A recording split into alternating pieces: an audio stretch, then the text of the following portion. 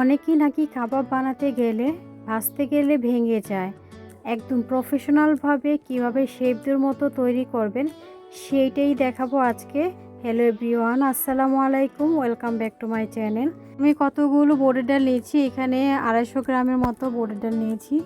এগুলাকে 1 ঘন্টা ভিজিয়ে রেখেছিলাম। দেখবেন একদম ফুলে ডাবল হয়ে গিয়েছে বোটের ডালগুলো। এখন আমি একটা পাত্রে নিব, যে পাত্রে আমি এটাকে রান্না করব। তো আমি একটা পাত্রে নিয়েছি 250 গ্রাম বোরের ডালের জন্য। আমি 250 গ্রাম নিয়েছি মুরগির মাংস, এটা বুকের অংশ নিয়েছি, ছোট ছোট টুকরো করে দিয়েছি, ছোট ছোট পিসেস করে। এটাও দিয়ে দিলাম। 3টার মতো পেঁয়াজ মোটা করে কেটেছি, দেখেন একদম মোটা করে কেটেছি, এটাও দিয়ে দিব। এখন দিব আদা রসুন পেস্ট 2 চামচের মতো, দিব স্বাদ মতো লবণ,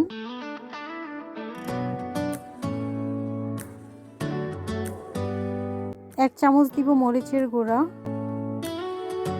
1 চামচ দিব ধনিয়ার গুঁড়া, একটা এলাচ ছোট টুকরো করে কেটে দিব, আর দিব 3 টেবিল চামচের মতো কাবাব মশলা।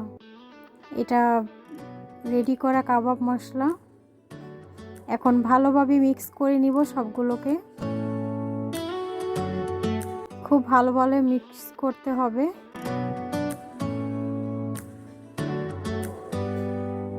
এক টেবিল চামচ রান্নার সয়াবিন তেল দিয়েছি, এটা জাস্ট মেরিনেট করার জন্য দিয়েছি। এখন আরও ভালোভাবে মিশিয়ে নিব সবগুলোকে। এই পর্যায়ে দিব পানি, এটা পর্যাপ্ত পরিমাণে পানি দিতে হবে। এটা বোরের ডাল যেহেতু, সিদ্ধ করার জন্য পানিটা একটু বেশি লাগবে। পানির কোনো পরিমাপ নেই, এটা আপনার ইচ্ছে মতো দিবেন। মুরগি তো খুব দ্রুতই সিদ্ধ হয়ে যাবে, কারণ বোরের ডালটা একটু টাইম লাগবে, প্রায় 30 মিনিটের মতো লেগে যাবে। এখন ভালোভাবে মিক্স করে নিব।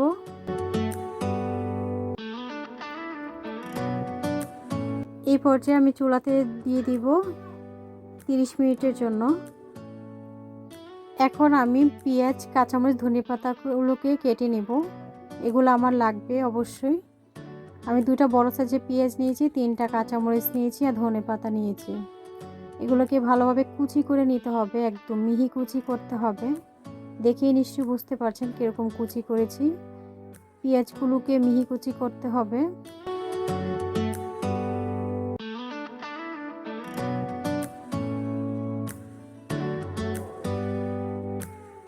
আমার পেঁয়াজ মিহি কুচি করা কমপ্লিট। এখন আমি ধনেপাতাগুলোকে কুচি করে নিব, একদম ভালোভাবে কুচি করতে হবে।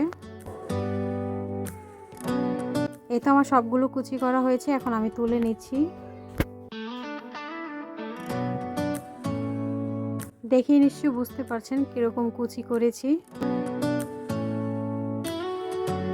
এই পর্যায়ে আমার ডালটাও সিদ্ধ হয়ে গেছে, দেখেন একদম মাখা মাখা করতে হবে, কোনো প্রকার পানি রাখা যাবেই না।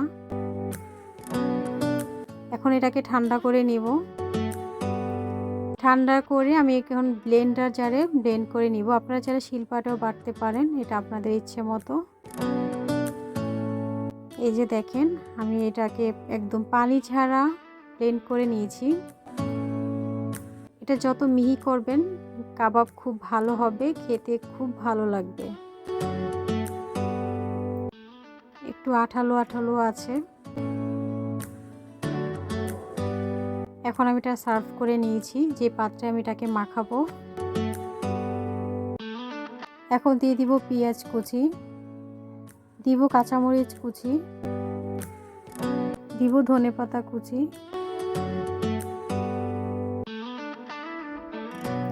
এখন দিব একটা ডিম,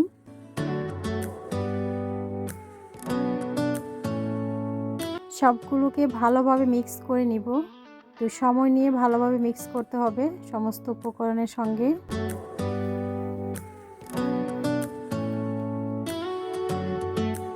অবশ্যই রেসিপিটা ফুলভাবে দেখবেন, তাহলে বুঝতে পারবেন।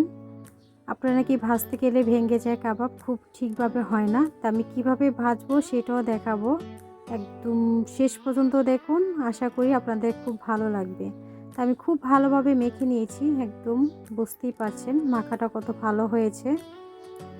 এখন আমি কাবাবের শেপ দিয়ে নিব। আপনারা চাইলে ছোট বড় নিজেদের ইচ্ছে মতো করে নিতে পারেন।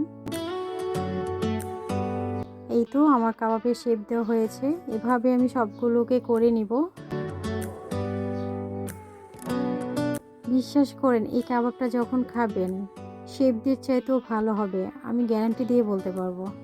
খুবই মজাদার হয়, এভাবে তৈরি করবেন, আশা করি আপনাদের কাছে অনেক বেশি ভালো লাগবে, সবাই অনেক প্রশংসা করবে।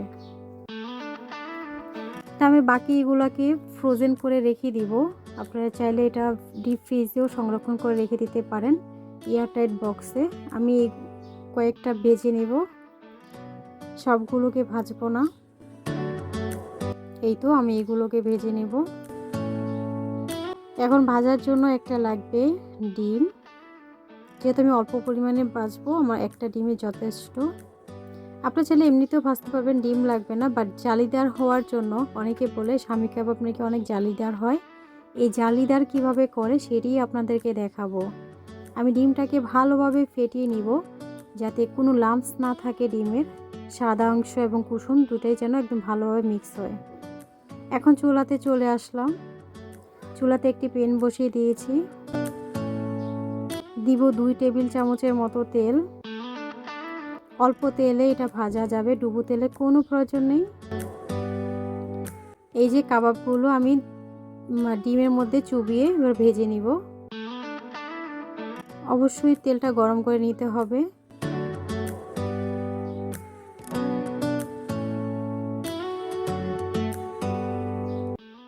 এই তো উল্টিয়ে দিচ্ছি, খুব দ্রুতই হয়ে যাবে, মিডিয়াম আঁচে অবশ্যই ভাজবেন।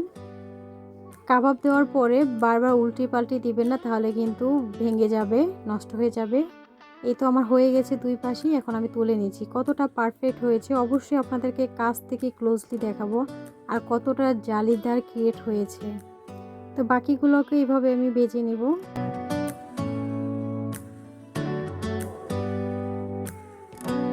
এই তো আমার এটাও হয়ে গেছে, আমি এখন তুলে নিচ্ছি।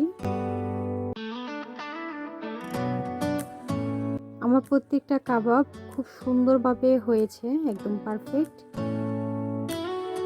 শেফের কাছ থেকে শেখা লাগবে না, আমার এই রেসিপি ফলো করে যখন তৈরি করবেন একটা কাবাবও নষ্ট হবে না, ভাঙবে না। এই তো এইটা আমার ফাইনাল লুক। আমি আপনাদেরকে আরও ক্লোজলি দেখাবো কতটা সুন্দর হয়েছে, একদম পারফেক্ট হয়েছে, একটা কাবাবও কোনো প্রকার ভাঙে নাই, খুব সুন্দরভাবে হয়েছে। আর খেতে তো সেই দুর্দান্ত হয়েছে। আমার রেসিপিটা যদি ভালো লাগে লাইক কমেন্ট শেয়ার করবেন, সাবস্ক্রাইব করে অল অপশন চালু রাখবেন, ভিডিও ছাড়ার সঙ্গে সঙ্গে আপনার ওখানে নোটিফিকেশান চলে যায়।